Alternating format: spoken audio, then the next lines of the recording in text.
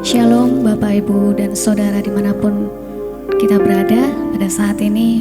Mari kita mau satukan hati kita fokuskan hati pikiran kita untuk kita saat ini bersama-sama beribadah. Kita mau memuji Tuhan, kita mau menyembah Tuhan, kita mau berikan pujian yang terbaik buat Tuhan kita, dan kita mau berikan syukur kita atas semua kebaikan Tuhan di dalam hidup kita. Mari sebelumnya kita mau berdoa, kita tundukkan kepala. Allah Bapa kami yang bertahta di dalam kerajaan surga, kami mengucap syukur Tuhan. Kalau Engkau begitu baik Tuhan dalam hidup kami, kami sungguh merasakan setiap kebaikan-Mu Tuhan yang terus mengalir, dan kesetiaan-Mu Tuhan yang tidak pernah berhenti dalam hidup kami. Dan saat ini Tuhan, kami ada di hadapan-Mu.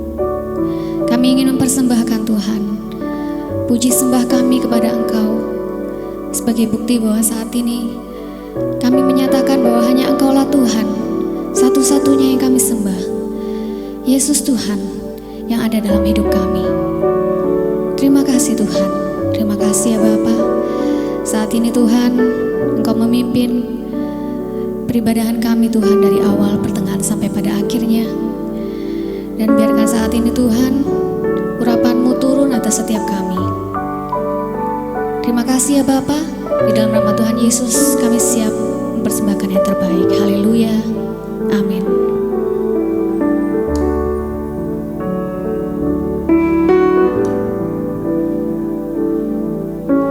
Sungguh besar setia-Mu, Kau nyatakan bagiku. Kau Bapa yang selalu mengerti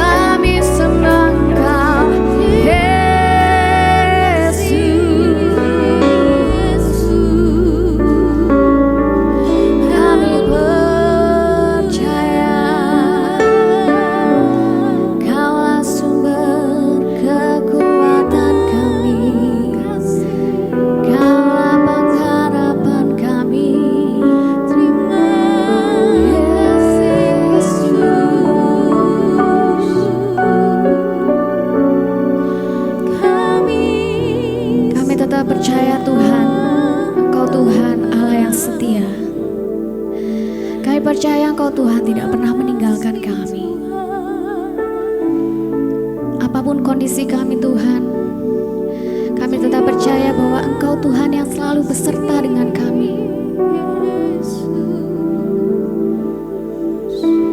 Setiap janji-Mu Tuhan kami pegang. Itulah yang menjadi dasar kami tetap kuat. Dan biar hidup kami Tuhan kami persembahkan untuk Engkau ya Bapa. Terima kasih Tuhan Yesus. Terima kasih Tuhan. Ku percaya janji-Mu ajaib. Yes Tuhan. Terukir dalam kehidupanku.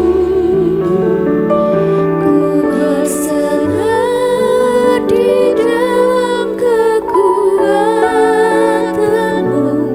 Hanya Kau segalanya bagiku. Ku percaya janji-Mu ajaib. Terukir dalam kehidupanku. Terima kasih Yesus. Ku berserah di dalam kekuatan-Mu. Ku percaya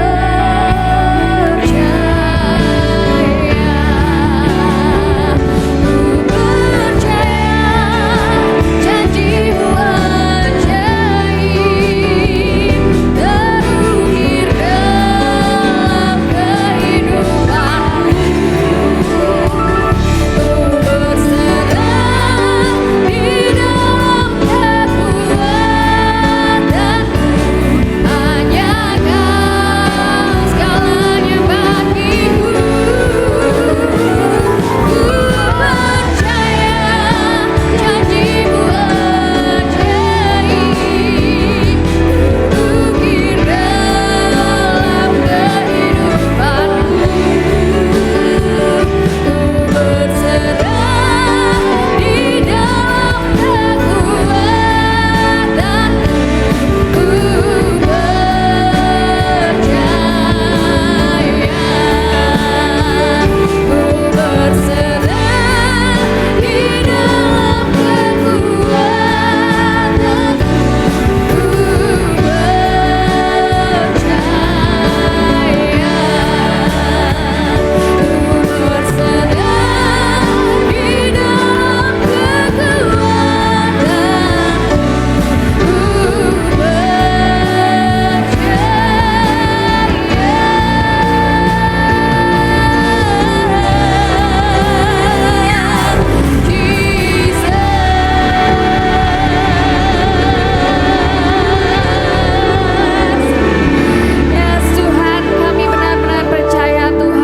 dalam janji-Mu dalam hidup kami. Kami percaya Tuhan, Engkau Tuhan Allah yang setia yang tidak pernah meninggalkan kami. Terima kasih Tuhan.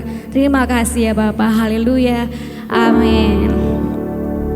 Setiap kita percaya bahwa setiap janji Tuhan itu pasti akan digenapi. Mari saat ini dengan itu kita bangun iman kita, iman kepercayaan kita bahwa Tuhan kita itu Allah yang setia. Dia tidak pernah meninggalkan kita. Amin. Mari kita mau puji Dia, mari kita mau sembah Dia, kita mau bersuka cita bersama-sama. Haleluya.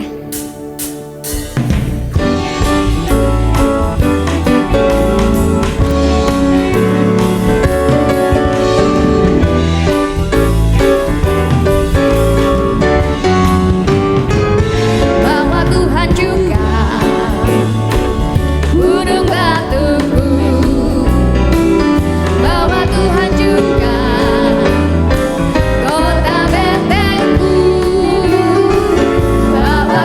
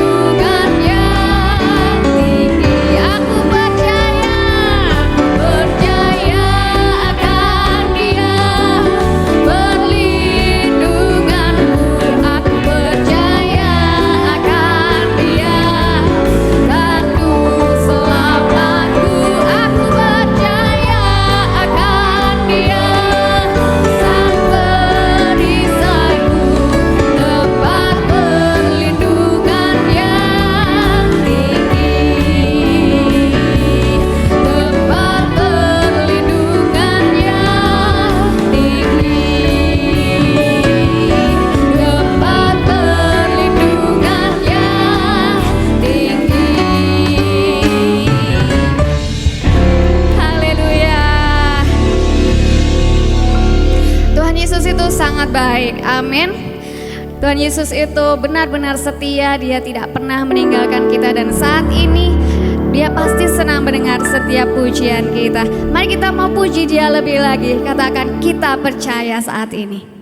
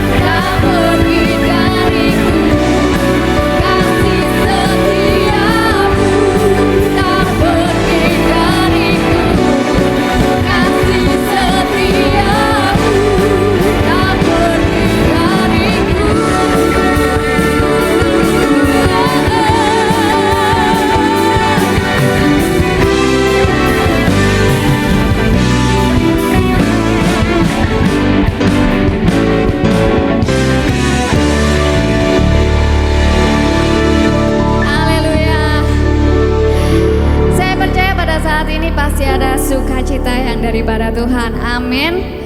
Bahwa kita mengetahui Tuhan kita itu adalah Tuhan yang sangat amat baik. Dia bahkan terlalu baik dalam hidup kita. Dia selalu memelihara hidup kita. Dia selalu mengasihi kita. Dan dimanapun kita berada, apapun kondisi kita, Tuhan tidak pernah segan untuk menghampiri setiap kita. Dan saat ini, apa yang bisa kita balas untuk setiap kebaikan Tuhan? Saya percaya setiap hati-hati kita, hati yang tulus adalah hati yang berkenan kepada Tuhan. Mari kita mau mengasihi Tuhan kita lebih lagi, seperti wanita yang mengurapi Tuhan dengan tulus. Yesus. Biarlah hati kita juga seperti itu. Seperti wanita mengurapimu, menangis di bawah kakimu. Demikian hidupku mau melayanimu, Yesus, Engkau baik bagiku. Seperti wanita mengurapimu, menangis di bawah kakimu. Demikian hidupku mau mengasihimu, Yesus, Engkau baik bagiku. Sampai akhir ku menutup mata, ku tetap setia menanti janjimu. Sampai ku dapatkan mahkota kehidupanku, ku tetap setia melayanimu.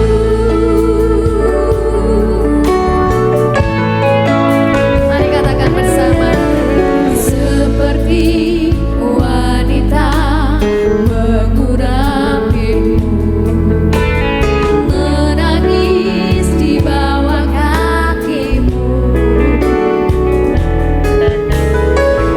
Demikian hidupku mau mengasihimu, Yesus, Engkau baik bagiku. Sampai akhir ku menutup mata, ku tetap setia menanti janjimu. Sampai ku dapatkan mahkota kehidupanku, ku tetap setia melayanimu. Sampai akhir ku menutup mata, ku tetap setia menanti janjimu. Sampai ku dapatkan mahkota kehidupanku, ku tetap setia melayanimu. Ku tetap setia melayanimu. Ku tetap setia melayanimu.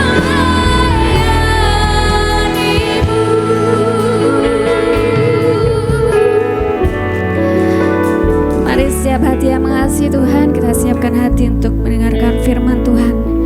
Tuhan Yesus, kami bersyukur sekali lagi Tuhan, kebaikan-Mu dalam hidup kami Tuhan, kami percaya tidak pernah berhenti. Kasih setia-Mu Tuhan telah Engkau buktikan dalam hidup kami Tuhan. Terima kasih ya Bapa, terima kasih Tuhan. Ajar kami Tuhan membalas setiap cinta kasih-Mu Tuhan dengan menuruti setiap firman-firman-Mu ya Bapa. Dan sebentar Tuhan firman-Mu akan diberitakan, biar Engkau mengurapi hamba-Mu Tuhan, dan Engkau juga mengurapi setiap hati kami Tuhan, supaya firman-Mu itu Tuhan bisa tertanam dalam hati kami, dan kami bisa lakukan untuk menyenangkan hati-Mu Tuhan. Terima kasih Tuhan, terima kasih ya Bapa. Di dalam nama Tuhan Yesus kami siap mendengarkan firman-Mu. Haleluya, amin. Shalom, salam sejahtera dalam kasih Tuhan kita Yesus Kristus. Terima kasih worship leader, singer, pemain musik, semua yang sudah memberikan yang terbaik buat kita semua ya, terutama berikan yang terbaik buat Tuhan ya. Bapak Ibu dikasih Tuhan, saya senang sekali saya boleh ada di rumah Tuhan yang steril ini. Bangga rasanya, karena gedung gereja ini dipenuhi dengan doa. Ya, Bapak Ibu dikasih Tuhan, biarpun ibadah dari Senin sampai Sabtu masih kosong, Tidak ada kegiatan tapi doa pagi begitu aktif di tempat ini. Bahkan tidak pernah 6-7 lagi. Minimal 10-9. Wah, dahsyat Bapak Ibu. Orang dibawa untuk tetap setia di tempat ini. Makanya tidak heran kalau rumah Tuhan di tempat ini apinya tidak pernah mati. Terus hidup Bapak Ibu dikasih Tuhan ya. Dihidupkan oleh roh Tuhan yang ada pada kita. Sehingga menghidupi gereja atau gedung di tempat ini. Justru saya percaya begini Bapak Ibu. Orang yang semakin dekat dengan Tuhan, percayalah. Roh Kudus itu akan terus menghidupi dalam hidupmu. Terus Bapak Ibu dikasih Tuhan. Sungguh, saya luar biasa, saya senang sekali. Karena tidak salah, kita ada di tempat yang benar, dalam pengajaran yang benar. Saya kan sudah berkali-kali saya bilang, saya tidak akan pernah mau menyimpang Bapak Ibu. Orang boleh katakan apa, hari ini mereka boleh berkata bahwa ternyata pengajaran kita pengajaran yang benar. Saya tidak pernah mundur Bapak Ibu. Selama saya dekat dengan Tuhan, melekat dengan Tuhan, apapun saja saya terjang. Pokoknya hati saya melekat dan dekat dengan Tuhan. Maka dari itu saya rindu setiap jemaat. Contohlah iman pemimpinmu. Jangan ragu kalau engkau sama Tuhan. Perlu apa kalau Bapak Ibu ragu dengan Tuhan tapi berani berkata, engkau segala-galanya. Tapi takut. Dikit-dikit takut. Ada apa-apa dikit takut dan lain sebagainya. Tapi kita berani. Nah ini yang saya katakan. Mulut ini luar biasa. Berani berkata, engkau segala-galanya. Tapi penakut. Mana bisa Bapak Ibu dikasih Tuhan. Ayolah, sudah berkali-kali saya ajarkan di tempat ini. Masa kurang? Ya Bapak Ibu dikasih Tuhan, bersyukur loh Bapak Ibu punya seorang gembala yang kuat imannya.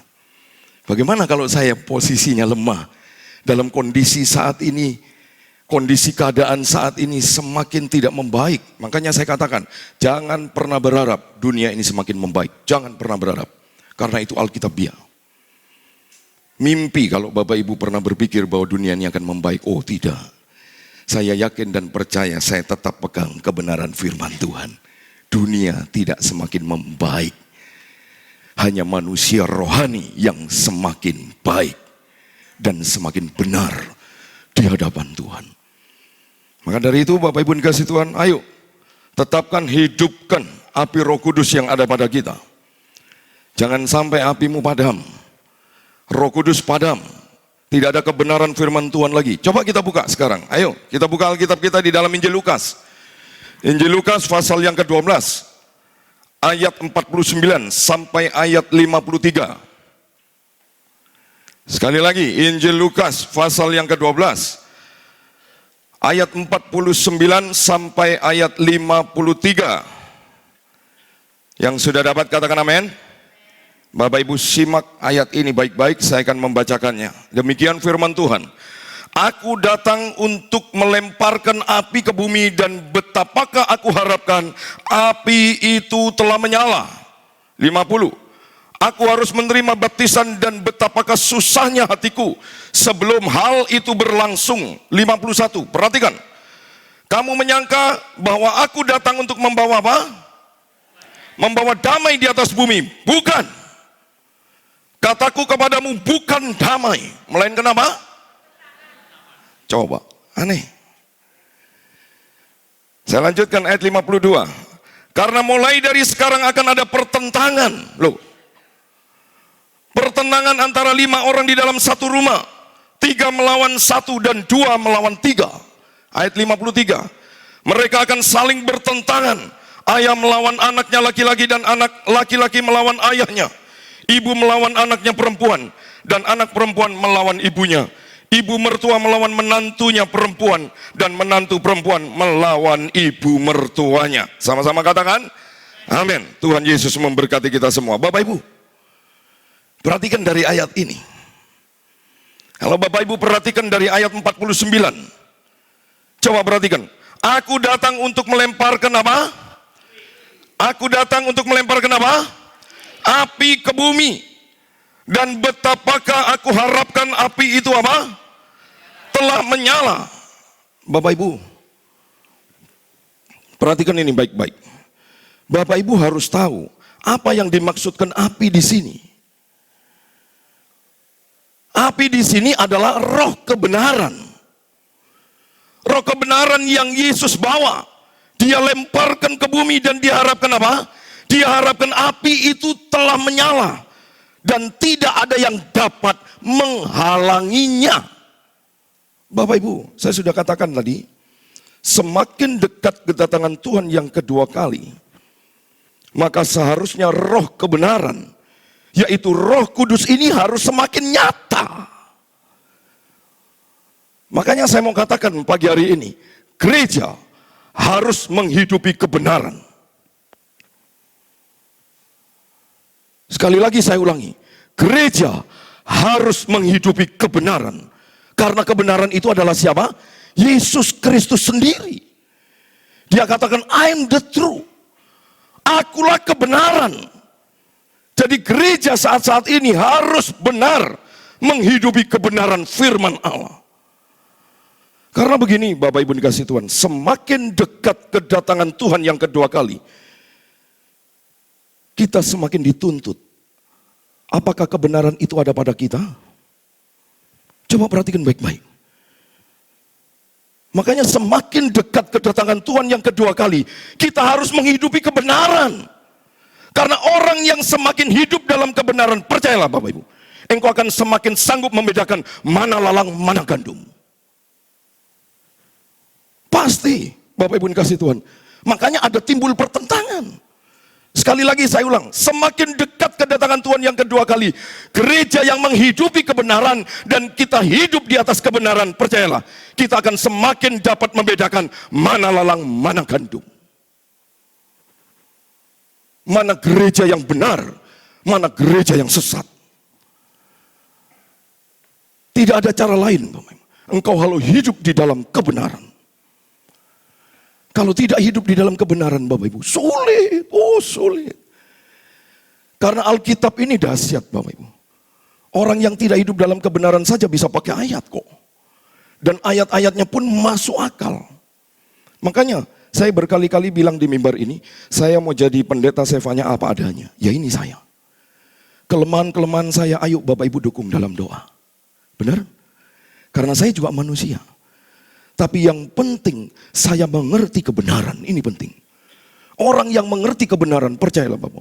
Biarpun harus tertatih-tatih, biarpun harus jatuh bangun, tapi percayalah, kita akan terus berjalan di dalam kebenaran.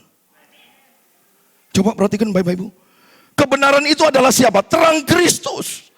Nah kalau kita hidup bagi Kristus, maka saya percaya kita semakin terang melihat kegelapan. Betul? Karena apa? Karena terang Kristus ada pada kita.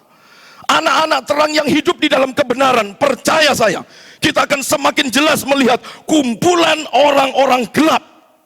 Kita akan semakin percaya dan melihat, sanggup melihat dan menatap ke depan.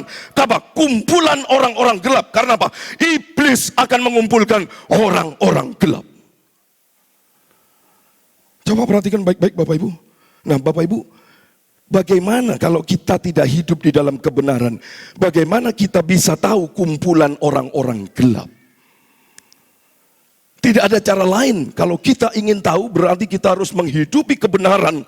Kebenaran dari Roh Kudus, kebenaran dari firman Allah itu hidup di dalammu. Sulit Bapak Ibu kalau kita tidak hidup di dalam kebenaran. Percayalah Bapak Ibu dikasih Tuhan. Justru banyak yang salah pilih. Bapak Ibu dikasih Tuhan. Makanya saya tidak terlalu banyak pusing ya, saya diam saja. Terserahlah, toh nanti kamu akan merasakan. Karena apa? Karena Bapak Ibu sudah berada di dalam kebenaran Allah. Orang yang sudah berada di dalam kebenaran Allah, biarpun mungkin saat-saat ini kita harus sedikit keluar dari kebenaran, percayalah Bapak Ibu, roh kebenaran itu ada pada kita. Lama-kelamaan kita akan digiring lagi berada di dalam kebenarannya Allah. Maka dari itu Bapak Ibu, hati-hati. Kalau kita tidak menghidupi kebenaran Allah, percayalah Bapak Ibu, kalau kita tidak sanggup hidup di dalam kebenaran, percaya, iblis akan giring kita masuk di dalam wilayahnya. Makanya iblis juga pakai kebenaran firman Allah. Maka dari itu sekali lagi saya katakan anak-anak terang itu pasti harus menghidupi kebenaran. Dan kebenaran itu bisa mengetahui dengan jelas mana kumpulan orang-orang gelap, mana kumpulan orang-orang terang. Nah, Bapak Ibu, kalau Bapak Ibu coba kembali menelusuri kembali ayat 49 tadi. Di sini Yesus berkata, aku datang untuk melemparkan api ke bumi. Kebenaran yang sesungguhnya adalah kebenaran ilahi. Kebenaran yang sesungguhnya adalah kebenaran Tuhan Yesus sendiri yang Tuhan bawa. Kebenaran rohani. Jadi sekali lagi saya katakan, sifat pemberitaan Injil, salah satu sifat kebenaran, memang harus seperti api. Dia akan terus menyala. Kemudian selain menyala, dia akan melanda apapun juga. Itu kebenaran. Makanya Tuhan pakai di sini perumpamaannya seperti api. Jadi kebenaran itu bagaikan api. Makanya 49 mengatakan, aku datang untuk melemparkan api ke bumi, dan betapakah aku harapkan. Coba, aku harapkan supaya api itu telah menyala. Dalam bahasa aslinya, api itu tetap menyala. Tidak heran di tempat ini, kebenaran Kristus, yaitu Roh Kudus, yaitu Roh kebenaran, tetap hidup di gereja ini. Karena apa? Roh kebenaran. Bapak Ibu, perhatikan ini baik-baik.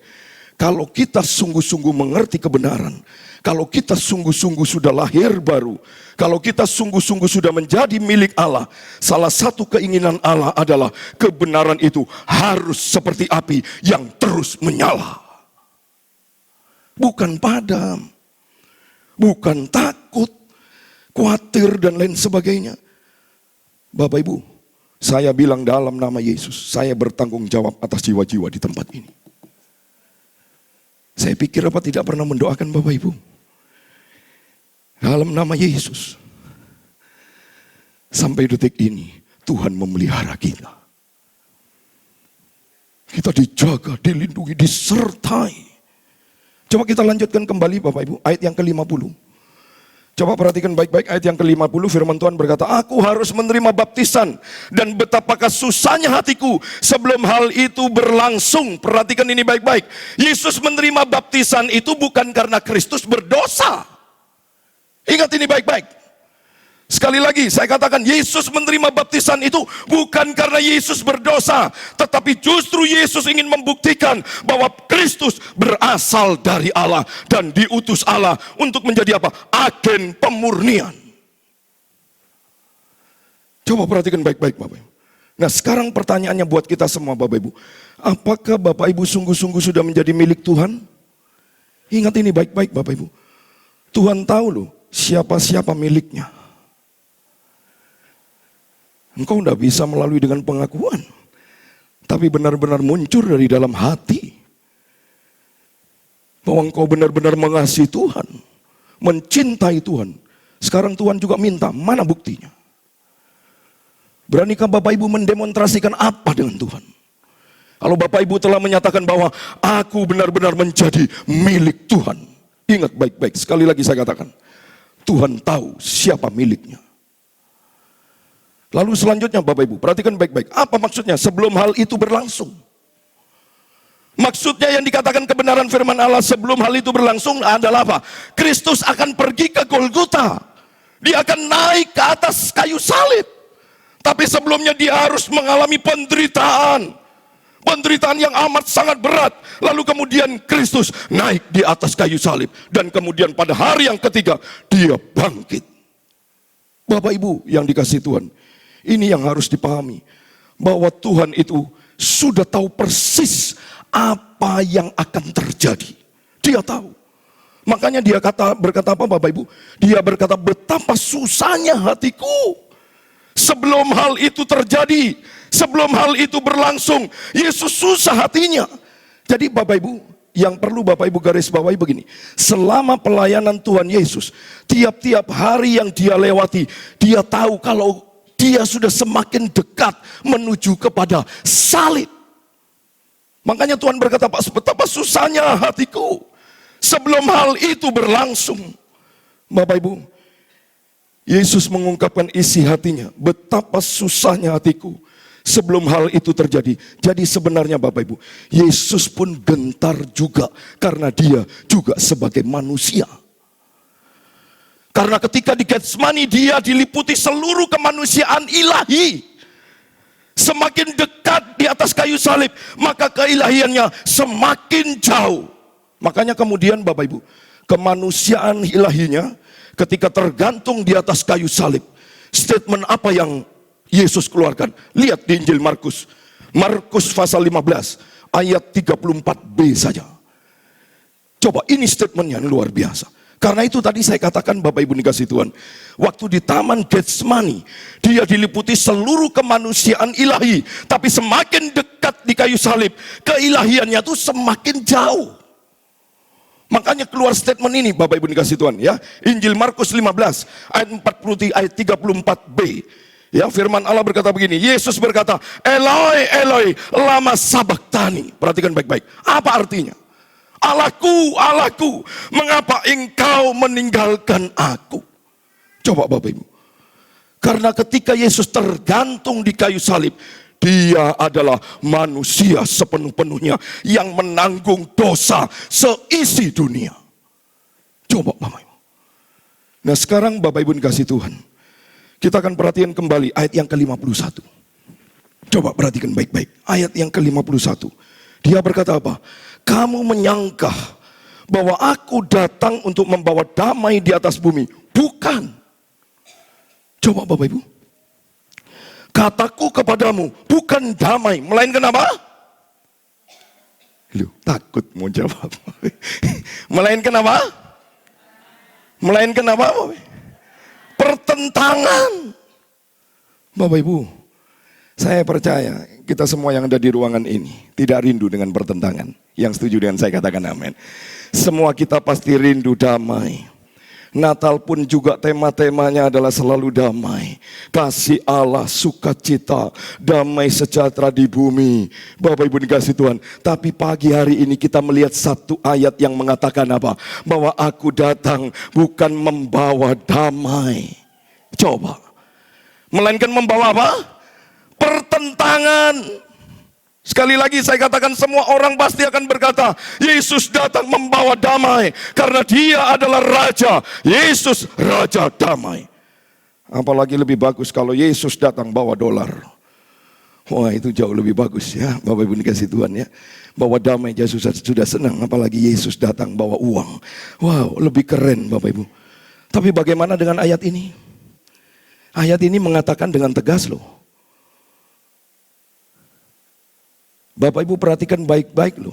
Dari teks-teksnya Bapak Ibu perhatikan baik-baik loh. Huruf-huruf besarnya Bapak Ibu perhatikan baik-baik loh. Itu bukan kata Simon Petrus. Itu bukan kata Simon Yohanes. Itu bukan kata-kata lain. Bukan. Yaitu Yesus Kristus sendiri yang berkata. Dia mengatakan dengan tegas, bukan kataku kepadamu. Coba Bapak Ibu. Bukan damai. Bukan sukacita. Melainkan apa? Pertentangan, titik, bukan koma. Coba Bapak Ibu perhatikan ini baik-baik. Aduh. Inilah yang terjadi saat ini. Coba kita lanjut 52 dan 53. Coba saya akan bacakan 55, 52, 53. Karena mulai dari sekarang akan ada pertentangan antara 5 orang di dalam satu rumah. 3 melawan 2 dan 2 melawan 3. 53. Mereka akan saling apa? Mereka akan saling apa? Ayah melawan anaknya laki-laki dan anak laki-laki melawan ayahnya. Ibu melawan ayahnya, anaknya perempuan. Dan anak perempuan melawan ibunya. Ibu mertua melawan menantunya perempuan. Dan menantu perempuan melawan apa? Ibu mertuanya. Coba Bapak Ibu. Bapak Ibu, singkat cerita, jikalau hari ini Bapak Ibu memahami kebenaran firman Allah sungguh-sungguh, dan Bapak Ibu benar-benar meresapi kebenaran sungguh-sungguh, Bapak Ibu, saya percaya Bapak Ibu akan tetap kuat di dalam kebenaran Allah. Biarpun saat-saat ini banyak orang menentang, pertentangan mulai terjadi sampai dikeluarkan statement satu surat. Jangan lagi membuat pertengkaran. Coba, ini sudah digenapi. Makanya jangan kaget Bapak Ibu. Karena Tuhan sendiri bilang dia apa? Dia datang membawa apa? Pertentangan. Dan pertentangannya sudah jelas secara detail. Tidak heran kalau hari-hari ini anak pun melawan orang tua melawan kepada anak berani dengan menantunya, menantunya berani dengan anak menantunya. Coba Bapak Ibu kasih Tuhan, tepat, presisi dalam kondisi saat-saat ini. Makanya saya katakan semua ini sudah ada di firman Tuhan. Makanya saya tidak kaget. Tidak kaget Bapak Ibu, karena memang dari dulu saya amat sangat percaya dengan firman Allah. Bahkan berkali-kali saya katakan di dalam mimbar ini, sehebat apapun orang mengatakan kepada saya yang masuk akal sekalipun, tapi kalau bertentangan dengan firman Allah, maaf, saya akan tinggalkan dan tidak segan-segan tinggalkan omongan orang. Saya mau pegang kepada firman Allah. Karena perlu Bapak Ibu ketahui satu hal. Bapak Ibu berasa atau tidak berasa, sadar atau tidak sadar, kita hidup saat ini sebenarnya menghidupi kebenaran firman Tuhan. Mau sadar, mau tidak, terserah. Percayalah saya. Kita hidup saat ini sekali lagi menghidupi apa? Kegenapan firman Tuhan, bukan omongan orang. Ingat ini baik-baik. Makanya orang kalau mengabaikan firman, oh monggo, silakan. Silakan, tapi jangan menyesal. Karena engkau kalau menyesal dengan Tuhan, menyesalmu bukan hari ini, tapi menyesalmu selama-lamanya. Jangan sampai, Bapak Ibu, hati-hati Bapak Ibu dikasih Tuhan ya. Dan perjalanan hidup kita saat ini, kita sedang menjalani kehidupan apa? Sesuai dengan rencana kehendak firman Allah. Ini yang membuat saya kuat dengan firman Tuhan. Makanya dari dulu saya katakan Bapak Ibu dikasih Tuhan, sudahlah Bapak Ibu percayalah. Kalau engkau menghidupi kebenaran firman Allah sungguh-sungguh, maka percayalah Bapak Ibu pasti bisa membedakan mana lalang, mana gandum.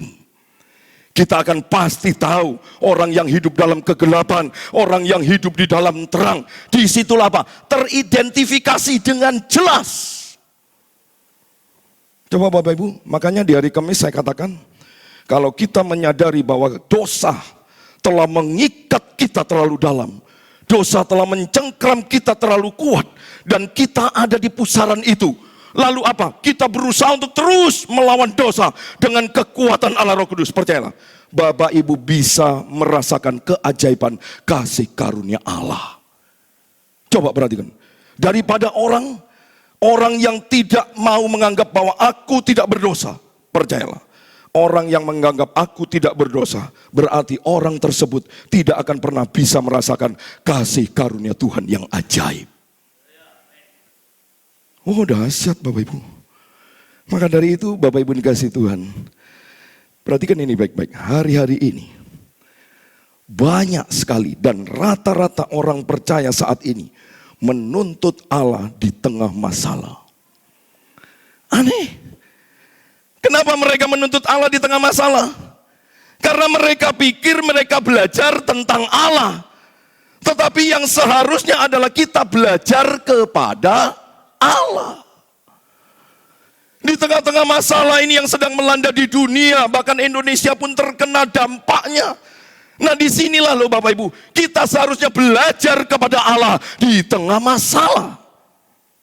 Saya akan mengajar satu ayat, coba kita buka dalam kitab Roma pasal 8 ayat 28. Ada satu ayat yang mengatakan begini dalam Alkitab Bapak Ibu dan saya. Perhatikan baik-baik. Surat Roma pasal 8 ayat 28. Firman Tuhan mengatakan, yuk kita baca sama-sama supaya Bapak Ibu juga kebagian berkat dari firman Tuhan ya. Ayo, kitab Roma pasal 8 ayat 28. 1, 2, 3.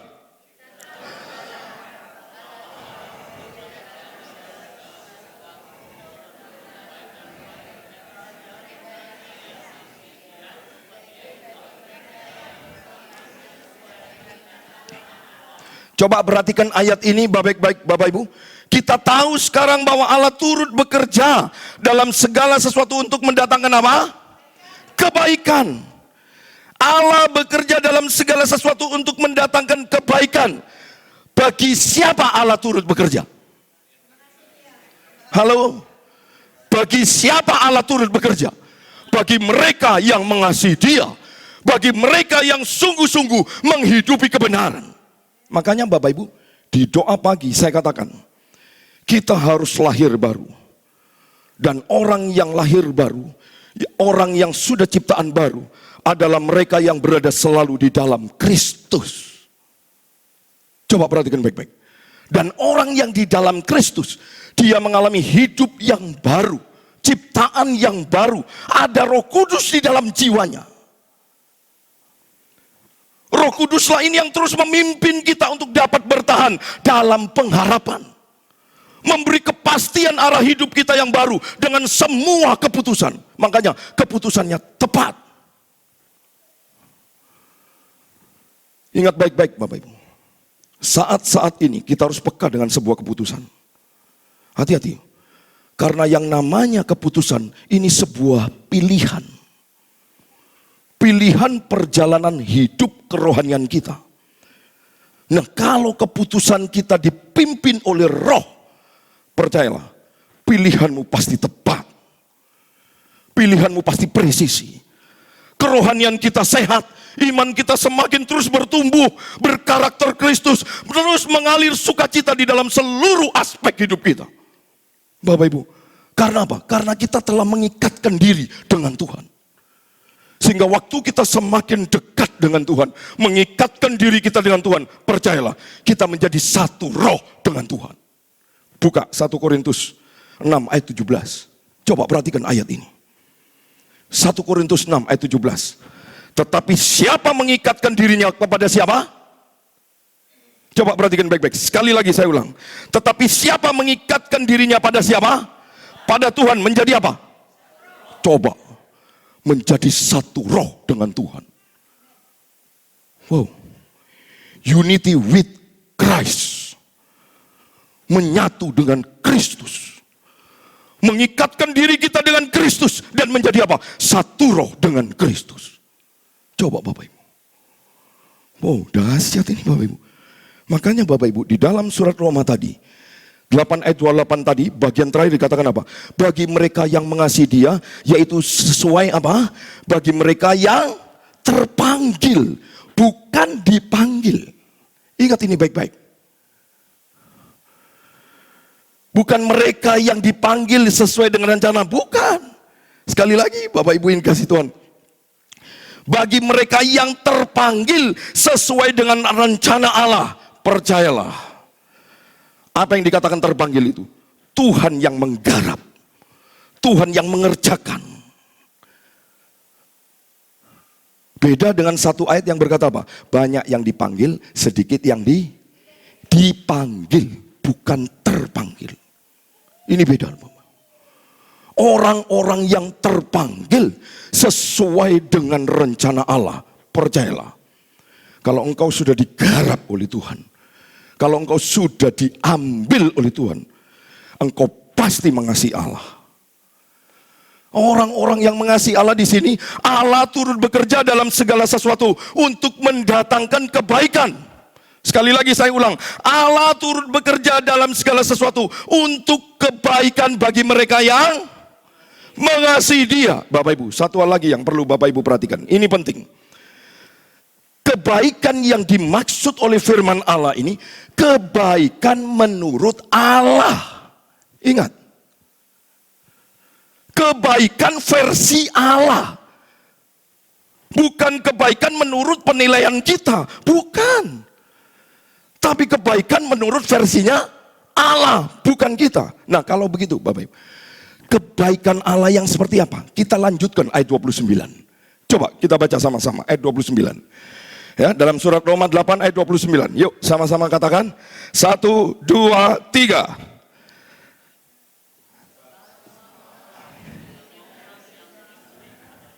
Sekali lagi Bapak Ibu bersama-sama dengan suara yang keras ya. 1, 2, 3.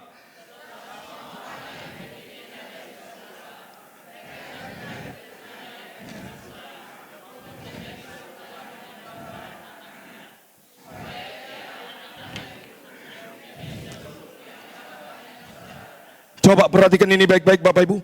Kita dipanggil, dipilih, dikuduskan, dibenarkan dan dimuliakan untuk menjadi apa? Serupa dengan gambaran anaknya. Jadi orang-orang yang bisa mengasihi Allah karena apa? Mereka telah apa? Terpanggil sesuai dengan rencana Allah. Dan percayalah, orang yang seperti ini adalah orang yang mengasihi Allah sesuai dengan rencana Allah. Maka Allah akan mengajarkan sesuatu yang terjadi di dalam kehidupan kita untuk mendatangkan kebaikan. Sekarang, kebaikannya itu versi Allah. Ingat ini baik-baik. Kebaikannya bukan maksudnya penilaian menurut penilaian kita. Bukan. Kebaikan di sini adalah kebaikan versi Allah. Nah, sekarang saya tanya, kebaikan seperti apa? Kebaikan versi Allah adalah kebaikan untuk menjadi serupa dengan Tuhan Yesus Kristus. Ini loh. Kebaikan Allah itu seperti ini, Bapak Ibu kasih Tuhan. Makanya Bapak Ibu, perhatikan ini baik-baik.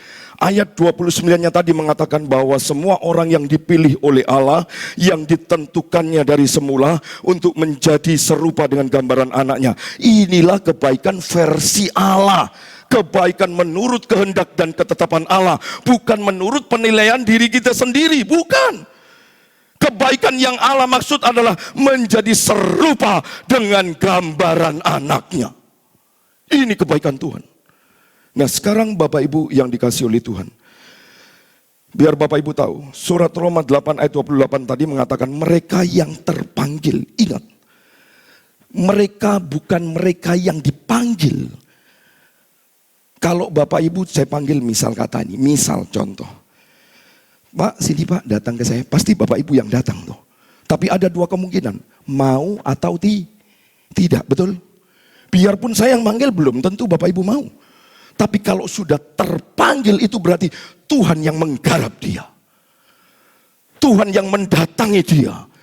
Tuhan yang mengambil dia. Makanya sama seperti apa?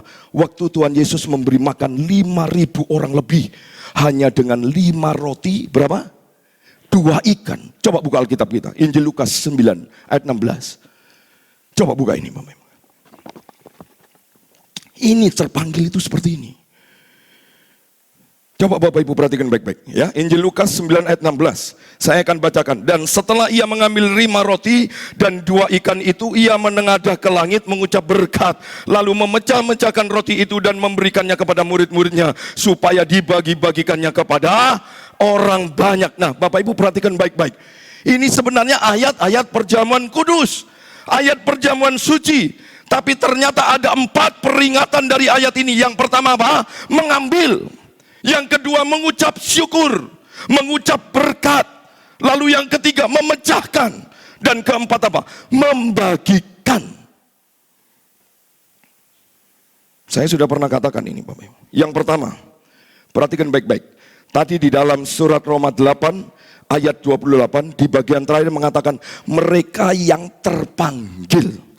Berarti ingat baik-baik, Tuhan yang bekerja, Tuhan yang garap, Tuhan yang ngambil. Ingat ya, baik-baik. Nah, sekarang kita perhatikan di dalam Injil Lukas tadi. 9 ayat 16 tadi mengatakan apa? Dan setelah ia mengambil 5 roti, perhatikan baik-baik Bapak Ibu. Roti itu cuma apa? 5. Ikan itu berapa? Tapi perhatikan baik-baik. Sampai Kristus mengambil roti itu, barulah terjadi sesuatu. Benar? Benar atau enggak? Coba perhatikan baik-baik. Yesus mengambil loh. Makanya saya katakan sekali lagi Bapak Ibu. Sampai Kristus mengambil roti itu, barulah terjadi sesuatu. Perhatikan ini baik-baik. Ini pelajaran penting untuk Bapak Ibu dan saya.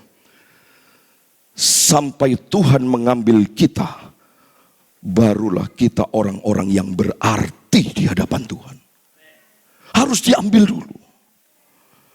Makanya kalau kita tadi baca di Roma 8 ayat 28, baru terpanggil dulu, baru diambil dulu sesuai dengan rencana Allah. Itulah orang-orang yang mengasihi Tuhan. Itu yang dikatakan dalam Roma 8 tadi ayat 28. Terpanggil, bukan dipanggil. Sekali lagi saya jelaskan, bukan sama sekali. Terpanggil. Terpanggil sesuai dengan rencana Allah. Makanya saya ulang sekali lagi, jadi maksud dari terpanggil itu, maksudnya apa? Tuhan garap dulu dia, Tuhan proses dulu dia, Tuhan ambil dulu dia. Barulah hidupmu berarti di hadapan Tuhan. Engkau pasti mengasihi Tuhan.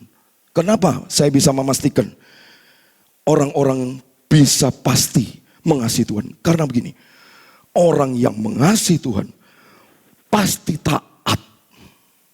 Ingat ini baik-baik. Buka Injil Lukas, Injil Yohanes 14 ayat 15. Coba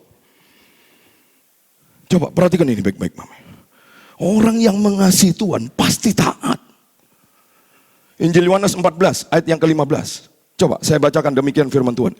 Jikalau kamu mengasihi aku, kamu akan menuruti apa? Segala perintahku. Ini. Kalau kita sungguh-sungguh lahir baru, kita mengasihi Allah. Dan orang yang mengasihi Allah sangat mudah sekali menuruti segala perintah Tuhan. Melakukan ketaatan itu dengan hati yang besar. Sukacita. Kedisiplinannya tinggi. Makanya dimulai dari hal kecil. Hal kecil aja kita sudah bisa taat. Apakah kita bisa bilang, aku mengasihi engkau? Di mana mengasihi Tuhan? Sudah jelas loh ini Alkitab berkata, orang yang mengasihi Tuhan pasti akan menuruti segala perintahnya. Coba. Makanya gampang sekali saya menilai. Makanya dari awal tadi kan saya katakan, kalau engkau menghidupi di dalam kebenaran, percayalah, engkau dapat membedakan mana yang Kristen asli, mana yang Kristen palsu. Coba perhatikan ini baik-baik Bapak Ibu kasih Tuhan. Saya mau beritahu begini Bapak Ibu. Seberapa banyak dari kita, seberapa hebat kita berserah kepada Tuhan. Aku menyerahkan hidupku kepada Allah. Perhatikan baik-baik. Jika Allah tidak pernah mengambil kita, kita tidak akan jadi apa-apa. Coba perhatikan baik-baik. Kita bukan siapa-siapa. Kita tidak akan punya arti. Karena begini Bapak Ibu kasih Tuhan. Perhatikan ini baik-baik. Ini pelajaran buat kita semua. Di dalam kekristenan, sekali lagi saya ulang. Di dalam kekristenan, Allah lah yang berdaulat, bukan kita. Amin. Sekali lagi saya ulang. Di dalam kekristenan, Allah yang berdaulat, bukan kita. Makanya saya mau katakan, gak peduli bagaimana kita menyerahkan hidup kita kepada Allah. Jika Allah tidak pernah mengambil kita, hidup kita tidak ada artinya. Allah dulu harus mengambil. Makanya saya mau beritahu Bapak Ibu, kita ini adalah orang-orang yang telah diambil oleh Allah. Yang setuju dan saya katakan amin. Kita ini adalah orang-orang yang dipilih oleh Allah untuk menjadi mempelai wanita surga. Makanya begini Bapak Ibu, ketika Tuhan tidak pernah mengambil roti itu tetap 5 saja. Betul? Coba perhatikan baik-baik. 5 roti ini mungkin cukup bisa mengenyangkan anak kita saja. Tapi ingat, ketika 5 roti dan 2 ikan ini diambil oleh Tuhan, maka terjadi pelipat gandaan. Engkau pun seperti itu. Kita kalau tidak diambil oleh Allah, engkau tidak terjadi apa-apa. Tapi orang-orang yang sudah diambil oleh Allah, engkau menjadi hidupmu berarti di hadapan Tuhan. Bapak Ibu, karena ada banyak orang mencari Allah. Ada banyak orang berserah kepada Allah. Tapi ketika Allah tidak pernah mengambil mereka, mereka bukan apa-apa. Makanya benar sekali di dalam kitab Roma 3, tidak salah, ayat 10 sampai 12 dikatakan apa? Tidak ada seorang pun yang mencari Allah. Coba Bapak Ibu kasih Tuhan, kecuali Allah dulu yang mengambil kita. Coba kita lihat Roma 3 ayat 10 sampai 12. Coba kita lihat Roma 3 ayat 10 sampai 12. Saya bacakan. Seperti ada tertulis, tidak ada yang benar, seorang pun tidak. Kedua, 11. Tidak ada seorang pun yang berakal budi. Maaf, alias on, bodoh, error, termasuk saya. Karena ini dikatakan tidak ada seorang pun, berarti Sefanya juga. Coba, tidak ada seorang pun yang mencari Allah. Loh, tidak ada seorang pun yang mencari Allah. Semua orang telah menyeleweng, mereka semua tidak berguna. Tidak ada yang berbuat baik, seorang pun tidak. Makanya anak manusia datang untuk mencari siapa? Orang, menyelamatkan orang yang hilang. Coba kita lihat Injil Lukas 19 ayat 10. Injil Lukas 19 ayat 10. Sebab anak manusia datang untuk apa? Mencari dan menyelamatkan yang hilang. Jadi kita dulu yang diambil. Makanya pagi hari ini Bapak Ibu dikasih Tuhan, saya percaya kita semua beroleh anugerah yang ajaib. Amin. Karena Tuhan mengambil kita untuk menjadi mitra kerja Allah dalam mengerjakan keselamatan. Bapak Ibu yang dikasih oleh Tuhan, pagi ini masing-masing kita nggak ada orang yang sempurna. Amin. Termasuk Sevanya tidak ada yang sempurna. Nggak ada orang yang cemerlang kemudian Tuhan pilih kita. Oh, nggak ada Bapak Ibu. Tuhan mau pilih kita bukan karena siapa diri kita. Tuhan memilih kita karena sesuatu pada dirinya. Bukan sesuatu pada dirimu, nggak ada. Begitu juga ketika Dia mengambil kita, barulah hidup kita menjadi berarti. Lalu yang kedua, perhatikan baik-baik Mama. Dia menengadah ke langit mengucap berkat. Benar Bapak Ibu yang dikasih Tuhan. Berkali-kali saya katakan di dalam mimbar, di doa pagi saya katakan, sebenarnya ada kuasa di balik pengucapan syukur. Yesus mengucap syukur, menengadah ke langit. Maksudnya apa? Mengucap syukur itu bukan melihat ke tengah, ke bawah. Baru lihat ada berkat dulu, baru diberkati, baru yang sakit jadi sembuh, baru bisa mengucap syukur. Itu pengucapan syukur yang tidak berkualitas. Mengucap syukur orang yang berkualitas itu adalah di tengah-tengah masalah. Di tengah-tengah pergumulan yang berat, engkau tetap bisa mengucap syukur. Kualitas pengucapan syukurmu itu akan membawa kuasa Tuhan. Percaya Bapak. Coba, Yesus mengucap syukur menengadah ke langit. Dia mengucap syukur untuk apa? 5 roti 2 ikan. Hanya cukup untuk seorang anak. Tetapi perhatikan baik-baik, di tangan Kristus, waktu Kristus mengucap syukur, pelipat gandaan terjadi. Coba. Bapak Ibu yang dikasih Tuhan. Kita menjadi berarti yang pertama karena Tuhan mengambil kita. Tetapi ada poin yang kedua, ini penting. Karena kita diambil oleh Allah, lalu saya percaya di dalamnya kita akan terus belajar mengucap syukur dengan apa yang ada pada kita. Amin. Mencukupkan diri dengan apa yang ada pada kita. Berpadanlah dengan panggilan Kristus. Bapak Ibu, sekali lagi saya ulang. Betapa pentingnya mengucap syukur dengan apa yang ada pada kita. Ucapkanlah syukur. Sebagai orang percaya, sebagai umat pilihan Allah, kita harus berani berkata, Tuhan, sekali lagi, aku ada karena Engkau mengambil aku. Sekarang apapun berkat yang Tuhan percayakan kepadaku, aku mengucap syukur, aku mencukupkan diri dengan apa yang ada padaku. Wow, ini mantap. Ini luar biasa, Bapak Ibu dikasih Tuhan. Bapak Ibu, perhatikan ini baik-baik. Satu hal lagi yang saya mau beritahu, begini. Hanya orang yang bisa mengucap syukur, pasti hidupnya berkecukupan. Perhatikan baik-baik, saya ulang sekali lagi. Orang yang sanggup mengucap syukur untuk semua yang ada pada kita, orang itu pasti hidupnya sungguh-sungguh berkecukupan. Coba Bapak Ibu.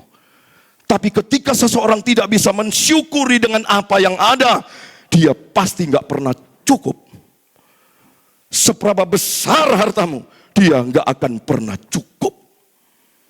Maka dari itu Bapak Ibu dikasih Tuhan, ketika kita belajar mengucap syukur, dan itu pasti kita rasakan cukup bagi kita, juga itu menjadi kesenangan hati Tuhan. Tuhan disenangkan, apalagi kita cukup. Percayalah, di sanalah kita bisa berbagi. Coba Bapak Ibu, sungguh luar biasa firman Tuhan ini. Selanjutnya kata yang ketiga, coba kita perhatikan baik-baik. Lalu memecah-mecahkan roti itu, ini agak berat pemikiran Bapak Ibu. Tapi saya akan coba membawa pikiran Bapak Ibu semakin dalam. Perhatikan ini baik-baik Bapak Ibu. Maksud dari firman Allah, seperti tadi saya katakan, ada pertentangan. Ada pemisahan. Cuman perbedaannya, pertentangan yang firman Allah tadi katakan di dalam Injil Lukas. Itu pertentangan antara orang Kristen yang di luar hidup dalam kebenaran dengan orang Kristen yang hidup di dalam kebenaran. Pasti timbul polemik. timbul konflik. Tapi kalau ini berbeda, Bapak Ibu kasih Tuhan, ada perbedaan yang sangat tajam. Dan Tuhan minta supaya ada terpecah, barulah ibadah kita ini menjadi berarti. Bapak Ibu, jujur saya katakan, dalam sebuah ibadah seperti ini, khususnya di bulan Mei ini, saya percaya banyak orang yang merasa terganggu. Ya, Bapak Ibu kasih Tuhan, banyak orang yang merasa diguncang imannya. Kenapa saya bilang begitu? Mereka tanda tanya, mau datang mau tidak. Takut nanti kena virus. Takut nanti datang ada orang luar yang datang di tempat ini. Takut, nah ini yang saya katakan. Kita harus berani mengambil tindakan iman. Maka dari itu saya katakan beribadah seperti pagi hari ini. Banyak tuntutan di dalam hati kita. Jujur saja Bapak Ibu dikasih Tuhan. Zona nyaman kita terganggu. Kita sedang digoncang. Kadang-kadang kita harus mengulang atau memperbaiki, merevisi kembali janji Tuhan kepada kita demi sebuah ibadah. Makanya Bapak Ibu, sulit sekali untuk melakukan Ibrani 10 ayat 25. Sulit sekali. Coba kita lihat. Ibrani 10 ayat 25. Sulit sekali, apalagi di tengah-tengah situasi seperti ini. Waduh, coba perhatikan baik-baik Bapak Ibu. Ya, saya bacakan demikian firman Tuhan. Janganlah kita menjauhkan diri dari pertemuan-pertemuan ibadah kita, seperti dibiasakan oleh beberapa orang, tetapi marilah kita saling menasihati dan semakin giat melakukannya menjelang hari Tuhan yang mendekat. Bapak Ibu, kadang-kadang kita sudah berjanji datang beribadah. Mungkin kita berjanji mau setia, tapi ternyata mungkin oleh sesuatu hal akhirnya kita gagal untuk bisa menepati janji kita kepada Tuhan. Bapak Ibu dikasih Tuhan, ini tergantung, makanya tadi saya katakan tergantung keputusan. Tapi saya bersyukur Bapak Ibu dikasih Tuhan, ternyata gak sia-sia persekutuan saya dengan Tuhan. Makanya firman Tuhan bilang apa? Persekutuanmu dengan Tuhan, jeripayanya tidak sia-sia. Sungguh Bapak Ibu dikasih Tuhan, nanti hari Kamis tetap ada ibadah. Saya tetap melakukan ibadah, kenaikan Tuhan Yesus Kristus. Karena minggunya mungkin saya liburkan tanggal 25, karena pas lebaran Bapak Ibu ya. Jadi mungkin minggunya saya liburkan, saya push di hari Kamis, tanggal 21 sore kita adakan. Jam 5 kita adakan di tempat ini dalam ibadah kenaikan Tuhan Yesus Kristus. Bapak Ibu, saya kok percaya begini, kalau ibadah kita dimulai dari hati, percayalah, pemeliharaan Tuhan itu nyata di dalam hidup kita. Asalkan dimulai dari hati. Hati yang mengasihi, hati yang sungguh-sungguh, hati yang takut akan Tuhan, hati yang cintakan Tuhan, percayalah. Penyertaan, perlindungan, pemeliharaan, dan berkat-berkat Allah itu nyata di hidup kita. Makanya Bapak Ibu dikasih Tuhan, pagi hari ini saya mau beritahu, kita harus berani terpecah. Dari sisi ilahi dengan sisi duniawi, kita harus berani terpecah. Kita tidak bisa dicampur adukkan, harus bisa membagi.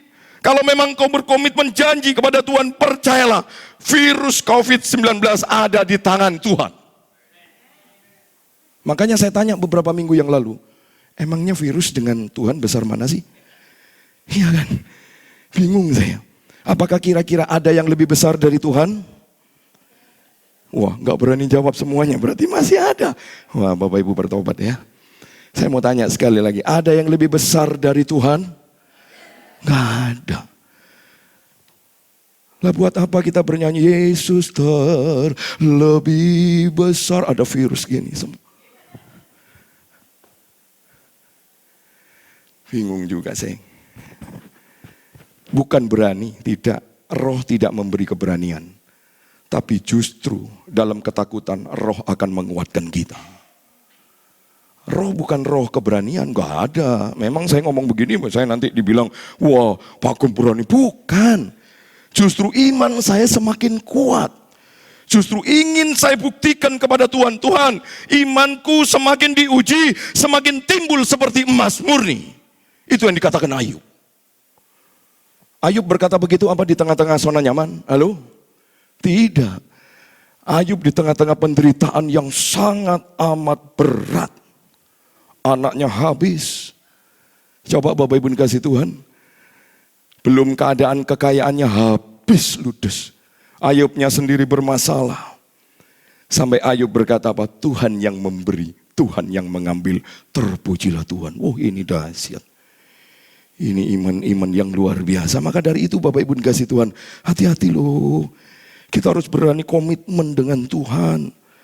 Memang komitmen dengan Tuhan bayar harga bro, gak gratis. Tapi percayalah waktu engkau bayar harga, hargamu ada di tangan Tuhan.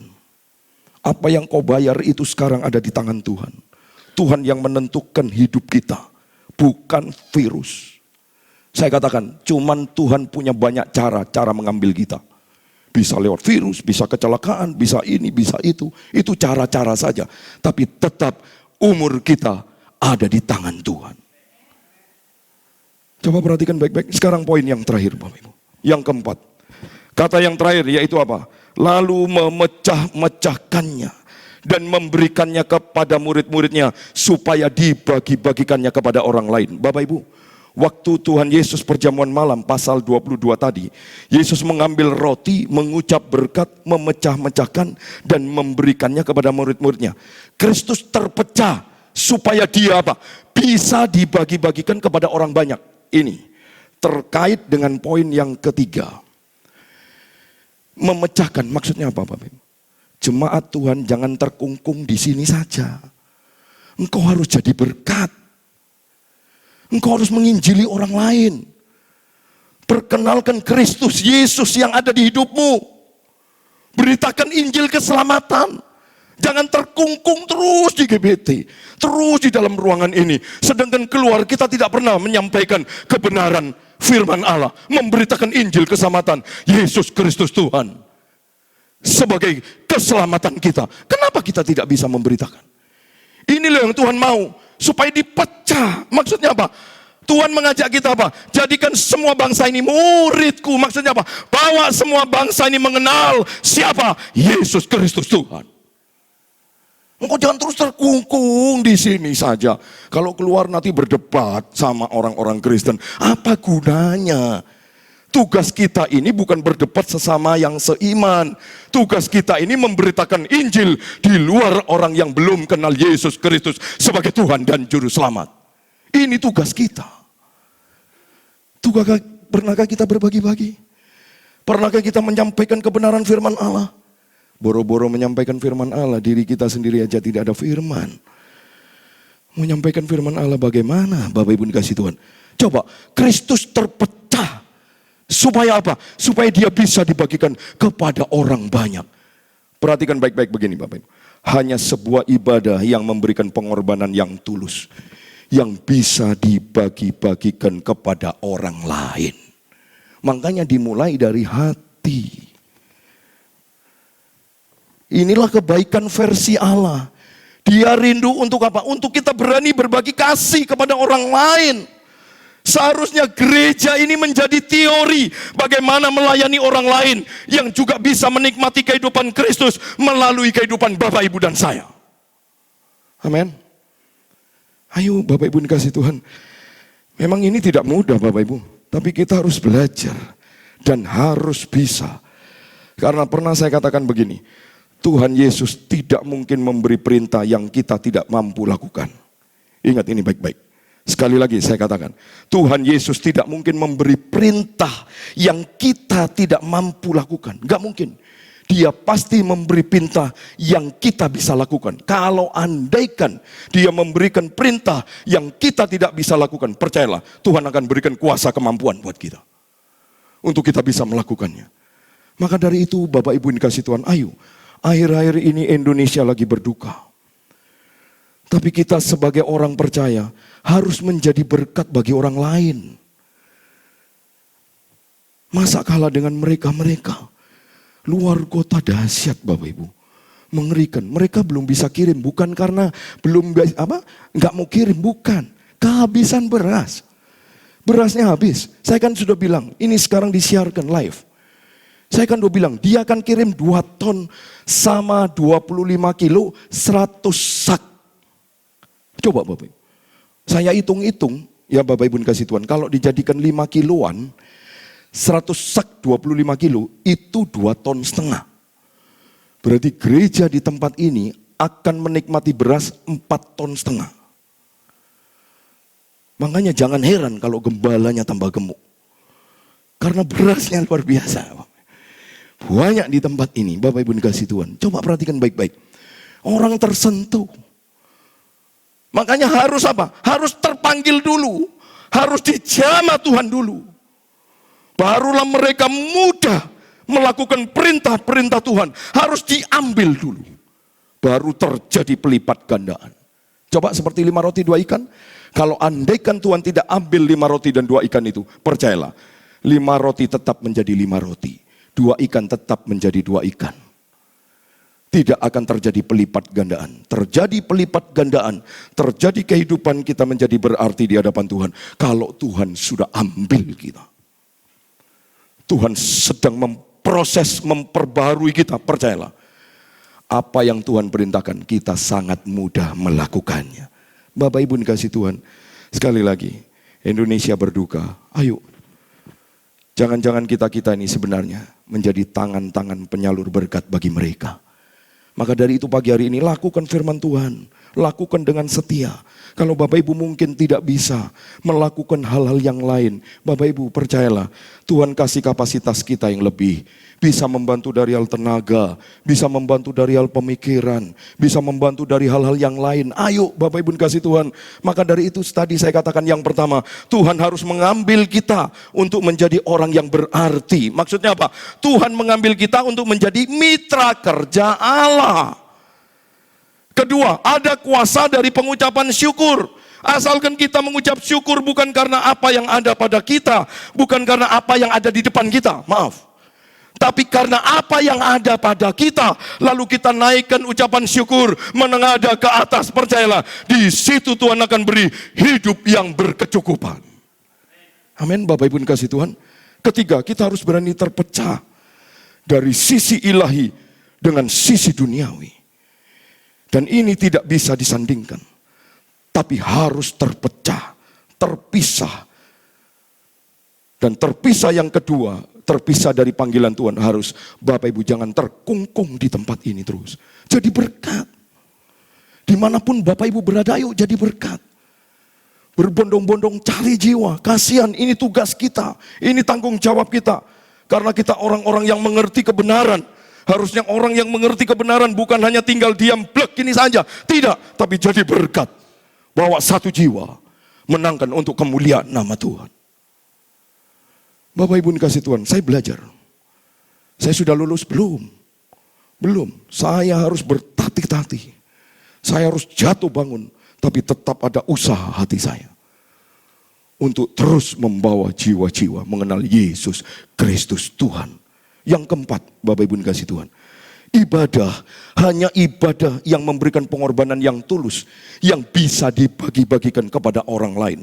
Sama yang pernah saya katakan begini, nasihat tanpa teladan cuman hanya sampai di pikiran, tapi nasihat dibarengi dengan keteladanan itu akan menyentuh sampai hati kita. Maka dari itu Bapak Ibu, sebelum Bapak Ibu bisa memberi nasihat kepada siapapun, nomor satu, Bapak Ibu harus menjadi teladan terlebih dahulu. Keteladanan ini penting. Saya bersyukur, saya saksikan karena saya senang. Saya bersyukur, saya komitmen, dan saya percaya tidak lama lagi nanti gantian yang khotbah dengan anak saya. Bagi Tuhan tidak ada barang yang mustahil. Karena saya sering berdialog dengan mereka. Makanya saya katakan sekali lagi, saya yakin dan percaya nanti saya akan gantian dengan anak saya menyampaikan kebenaran firman Tuhan. Maka dari itu penting. Memberi nasihat tanpa teladan, percuma. Hanya sampai di sama pikiran. Tapi kalau nasihat itu dengan keteladanan, percayalah, nasihat itu akan menyentuh sampai di hati. Tidak heran banyak orang berubah. Karena siapa? Karena kita. Makanya saya katakan, kita ini representasi Allah yang tidak kelihatan. Orang melihat kita, orang bisa merasakan bahwa Allah benar-benar hidup. Saya tiap hari, Bapak Ibu, membagikan makanan 100 kotak. Minim 60, tapi 60 itu masih bisa dihitung. Mungkin cuma berapa kali. Bapak Ibu boleh tanya sama Cik Bunjin sama Cik Bunli. Tiap hari dari bulan puasa, saya habiskan saya punya uang. Dalam nama Yesus saya ngomong apa adanya. Saya berikan semua. Saya lebih mengeri lihat hidup mereka karena tidak punya Tuhan. Tapi saya bersyukur biarpun habis saya punya Tuhan. Karena firman Tuhan dikatakan hidup manusia bukan hanya roti saja, tapi perkataan firman. Saya percaya sampai detik ini pemeliharaan Allah sempurna atas keluarga saya. Tiap hari Bapak Ibu. 100 kotak, Bapak Ibu boleh cross check. Ini saksi hidup dan bisa diverifikasi. Setiap jam 4:30 sudah ditunggu orang-orang banyak di depan ini Bapak Ibu. Sampai sebelah ada warung ini Bapak Ibu. Sampai bilang mbaknya, saya kalau parkir mobil, datang jam 2 dia bilang, kok masih ada ya tetap ya? Oh ada tetap. Malah ada tambahan, puji Tuhan. Jadi Bunjin dapat berkat 1. Apa? Panti asuhan. Kita bagikan sekarang ini di panti asuhan. Cuman berapa? 30. Kita bagikan, kemarin kita bagian. Aduh rasa syukur, rasa terima kasih. Makanya Bapak Ibu, saya jujur. Rasa terima kasihnya orang yang diberkati dengan orang-orang yang sedang menikmati hidup apa adanya. Itu lebih besar dan berkualitas. Orang yang sedang berterima kasih kepada kita dengan hidup apa adanya. Itu lebih berkualitas. Sampai saya mau nangis waktu saya nganterkan. Makanya saya langsung sumbar sama dia. Tiap hari saya kirim di sini. Panti asuhan saya akan kirim di panti asuhan. Setiap hari 30. Bapak Ibu luar biasa sungguh. Bapak Ibu tahu kalau di alun-alun sampai-sampai kita diberi parkir langsung. Kelihatan dari jauh. Karena mobilnya terkenal sudah. Ya Bapak Ibu dikasih Tuhan. Dari jauh kelihatan langsung dipanggil Bapak Ibu. Langsung parkir, panggil. Orang-orang yang duduk di halte langsung berdiri semua. Aduh saya naruh hati. Saya bilang Tuhan terima kasih. Aku boleh menjadi berkat bagi mereka. Sampai mereka berbondong-bondong. Ada yang main bola hujan-hujan, dia datang ke mobil saya untuk apa? Mengambil bukohan. Senang rasanya. Kenapa kita tidak bisa berbagi? Ayo kita berbagi. Bapak Ibu dikasih Tuhan, ini yang penting, poin yang keempat. Supaya kita menjadi kesatuan tubuh Kristus. Untuk apa? Menyampaikan berkat. Menyampaikan kabar kerajaan Allah. Bapak Ibu dikasih Tuhan, gereja bukan dalam arti kita dibuat stagnan. Gereja itu memang tubuh Kristus. Tapi tubuh Kristus bukan diam. Harus aktif. Menjadi berkat bagi orang lain. Sehingga waktu kita menjadi berkat, benar-benar sebenarnya nama Tuhan yang dimuliakan. Nama Tuhan yang ditinggikan dan diagungkan. Maka dari itu Bapak Ibu dikasih Tuhan, sekali lagi, saya mau tanya kepada Bapak Ibu dikasih Tuhan. Kapan terakhir kali pelayanan dan respon syukur kita dinikmati oleh saudara kita yang sedang kekurangan? Halo? Saya mau tanya, kapan Bapak Ibu? Jawab sendiri ya dalam hati. Saya sudah lulus, sekali lagi, belum. Dalam nama Yesus belum. Saya masih berjuang. Saya masih bertati-tati. Saya harus jatuh bangun Bapak Ibu. Saya harus berjuang. Habis-habisan loh saya Bapak Ibu. Dalam nama Yesus saya habis-habisan. Karena apa? Enggak mungkin semua orang itu sanggup pemberiannya. Mie gorengnya aja sudah habis. Bapak Ibu dikasih Tuhan. Beras aja sudah habis. Saya bagikan semua untuk saya lah. Saya kalau untuk saya semua kayaknya hari ini saya Bapak Ibu. Berat saya mungkin sudah 200. Kalau saya habiskan 1 tahun buat saya semua. Kan gak mungkin Bapak Ibu dikasih Tuhan. Coba perhatikan ini baik-baik. Beranilah berbagi. Beranilah jadi berkat bagi orang lain. Ayo Bapak Ibu dikasih Tuhan. Ini kesempatan bagi kita. Mumpung saat-saat ini banyak orang-orang yang kesusahan. Saat-saat ini banyak orang yang mengalami masalah keuangan. Dengan adanya kasus virus ini Bapak Ibu dikasih Tuhan. Kapan lagi kita menjadi penyalur tangan-tangan Tuhan? Kalau enggak mulai saat-saat ini. Ayo, kalau enggak sanggup uang, enggak apa-apa. Tenaganya berikan. Ayo, saya mau bagi 2. Kalau Bapak Ibu mau nanti next. Kita bagi 2. Ya Bapak Ibu dikasih Tuhan. Karena nanti Rabu atau Kamis, Selasa atau Rabu sudah datang Bapak. Ya, yang 25 kilo itu datang 100 sak. Yang 5 kiloan itu akan datang 2 ton. Tempat ini. Sampai saya ngatur tempat sama istri. Saya ngatur tempat nanti di mana. Coba Bapak Ibu. Berbondong-bondong karena apa? Memang saya video. Saya video bukan apa? Sebagai bukti bahwa saya tidak main-main pemberian mereka. Jadi sebagai bukti itu masih belum Bapak Ibu dikasih Tuhan. Bukti yang saya kirimkan itu masih banyak lagi di luar itu. Karena nggak cukup saya gabungkan jadi satu. Nggak mungkin digabungkan jadi satu. Sampai kapan? Wong ini belum selesai kok.